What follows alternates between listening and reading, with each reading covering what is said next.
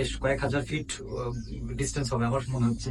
So যাদের একটু height phobia আছে তারা হয়তো একটু ভয় পাইতে পারেন। চলে আসছি সারাংকোটে অন্নপূর্ণা কেবল কারে 1000 রুপি করে, 1000 নেপালি রুপি হচ্ছে টিকিট নিল। সো এখন দেখি এক্সপিরিয়েন্সটা কেমন। তো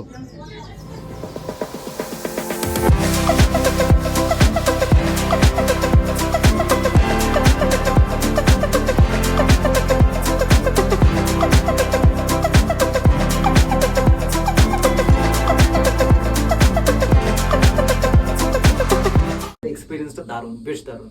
এবং আমার কাছে মনে হচ্ছে টাইমটাও বেশ অনেকক্ষণ। আমরা 30-এ উঠেছি, 2টা 30-এ, এখন অলমোস্ট 42 বাজে, এখন আমরা যাচ্ছি।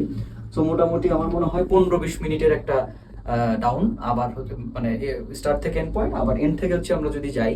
সো টোটাল আমার মনে হয় 40 মিনিটের মতো একটা ভালো এক্সপিরিয়েন্স হবে। So worth the money, yes.